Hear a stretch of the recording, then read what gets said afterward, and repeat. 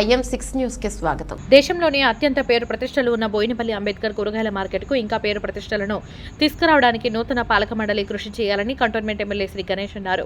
నూతనంగా పాలక మండలి ప్రమాణ స్వీకార కార్యక్రమానికి ఎమ్మెల్యే శ్రీ గణేష్ ముఖ్య అతిథి హాజరయ్యారు. Chairman Anand Babu, vice chairman DV దేవేందర్లు ప్రమాణ స్వీకారం చేశారు. అనంతరం market committee secretary Venkanna, committee సభ్యులు శరత్, నల్లోల రాజేందర్, అస్లం, సోఫీ, కృష్ణారెడ్డి, సంతోష్లతో పాటు మిగతా కమిటీ సభ్యుల చేత ప్రమాణ స్వీకారం చేయించారు. ఈ సందర్భంగా ఎమ్మెల్యే శ్రీ గణేష్ మాట్లాడుతూ బోయినపల్లి మార్కెట్కు ఎంతో ప్రాధాన్యత ఉంది అని, దీని మీద రైతులు, వ్యాపారస్తులు ఎంతో మంది ఆధారపడి జీవనాన్ని కొనసాగిస్తున్నారని ఆయన అన్నారు. మార్కెట్ కమిటీ అభివృద్ధికే పాలక మండలి కృషి చేయాలని అన్నారు. నూతన కమిటీ విశ్వాసంతో పనిచేసి ప్రభుత్వానికి పేరు ప్రతిష్టలు చేయాలని కోరారు. మార్కెట్లో కూరగాయల దుకాణాల కోసం కొత్తగా దరఖాస్తు చేసుకున్న వారికి వేరే స్థలంలో కేటాయిస్తామని అన్నారు. కాంగ్రెస్ పార్టీకి పనిచేసే ప్రతి నాయకుడికి ఫలితం దక్కుతుందని పేర్కొన్నారు. ఈ కార్యక్రమంలో మార్కెట్ కమిటీ సభ్యులు, కాంగ్రెస్ పార్టీ నాయకులు తదితరులు పాల్గొన్నారు. అందరికీ నమస్కారం. ఈరోజు బోయినపల్లి మార్కెట్ కమిటీ నూతనంగా కమిటీ ఏర్పాటైన చైర్మన్ అయిన ఆనంద్ బాబు గారికి, వైస్ చైర్మన్ దేవుడన్న గారికి, మిగతా కమిటీ సభ్యులందరికీ నాకు హృదయపూర్వకంగా వారికి శుభాకాంక్షలు తెలుపుతున్నాను. ఈరోజు వారిని పేరు పరిశీలనలో ఎంతోమంది అప్లికేషన్ పెట్టుకున్నా కూడా, ఎంతోమంది కార్యకర్తలు ఉన్నా కూడా ఆనంద్ బాబు గారికి, దేవుడన్న గారికి పదవి రావడం అంటే వారు కాంగ్రెస్ పార్టీకి ఎంతో సేవలు చేసినందుకు ఒకటి.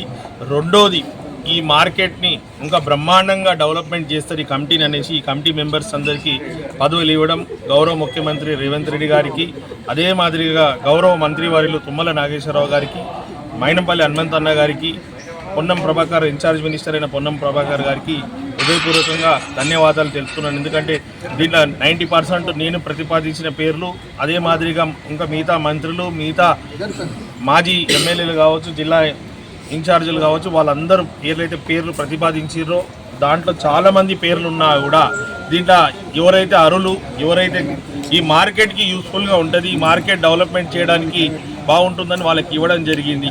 ఇది ఒక పార్ట్ అయితే ఈ యొక్క నియామకం వీళ్ళకు అపాయింట్ అయినరు. ఈరోజు ప్రమాణ స్వీకారం తీసుకున్నందుకు వాళ్ళకి శుభాకాంక్షలు తెలుపుతూ, కాంగ్రెస్ ప్రభుత్వం ఏంటంటే పార్టీకి కష్టపడ్డోళ్ళు, వ్యవస్థకు పనికొచ్చి ఎవరైతే బాగా పనిచేస్తారో వాళ్ళకి అవకాశం కల్పించింది. ఈనాడు మీ మీడియా ద్వారా యావత్ కంటోన్మెంట్ల, స్టేట్లు ఉన్న, సిటీలు ఉన్న కాంగ్రెస్ కార్యకర్తలకి, నాయకులకి నేను ఒక విజ్ఞప్తి ఏంటంటే, అందరికీ ఒకటేసారి అన్ని అవకాశాలు రావు. చాలామంది అరులు ఉన్నా కూడా ఇక్కడ కేవలం 14 మందికే అవకాశం ఉంది. కాబట్టి ఈ 14 మందిలో కూడా 9 మంది మన కంటోన్మెంట్కి సంబంధించిన వాళ్ళు మిగతా వేరే కాన్స్టిట్యున్సీ నుంచి కూడా ఇవ్వడం జరిగింది. ఎందుకంటే ఒకటే కాన్స్టిట్యున్సీ కాకుండా ఈ యొక్క మార్కెట్, బోయినపల్లి మార్కెట్ అనేది కేవలం కంటోన్మెంటే కాకుండా స్టేట్లో కూడా చాలా చోట్లకి వెళ్ళి జనాలు వస్తారు.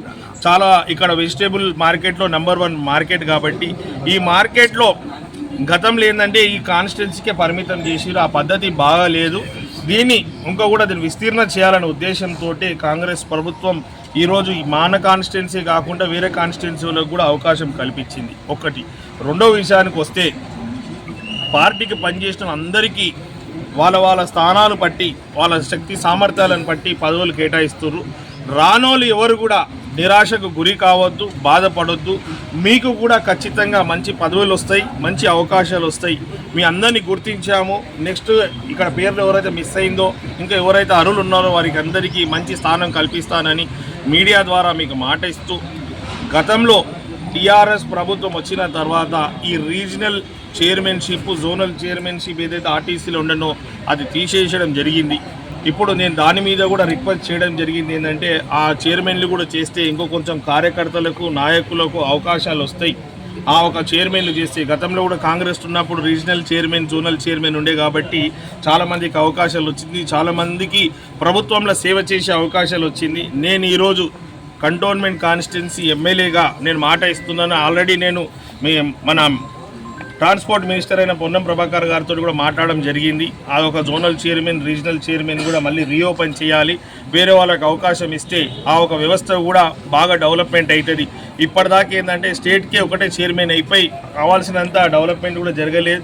అన్ని దగ్గర సెక్షన్స్ ఆఫ్ డెవలప్మెంట్ జరగాలంటే అందరూ అవసరం ఉండాలి. కాబట్టి కాంగ్రెస్ 10 సంవత్సరాలు పదవి లేకుండా పార్టీ గురించి వాళ్ళు అన్ని వదులుకొని పార్టీకి పనిచేసి ప్రజల పక్షంలో నిలబడ్డారు. కాబట్టి ప్రతి ఒక్కరికి న్యాయం జరిగేలా చూస్తానని, ఆర్టీసీలో కూడా ఇక్కడ మిస్ అయిన వాళ్ళకి ఆర్టీసీలో కూడా వాళ్ళకి పదవులు కేటాయిస్తారని కూడా తెలుపుతూ, ఇదే మాదిరిగా ఏ అవకాశాలు వచ్చినా కూడా పార్టీకి ప్రజలకు పనిచేసే వాళ్ళకి ప్రతి ఒక్కరికి అవకాశం వస్తుందని తెలుపుతూ ఈ యొక్క మార్కెట్లో ఏమేమైతే లేదో గతంలో ఏదైతే ప్రజలకు అవసరం ఉందో సమస్యలు ఉన్నాయో పూర్తి స్థాయిలో ఈ కమిటీతో కోఆర్డినేషన్ చేసుకొని ఈ మార్కెట్లో కూడా అనుభవస్తులు దేవేందర్ రెడ్డి గారు కూడా ప్రెసిడెంట్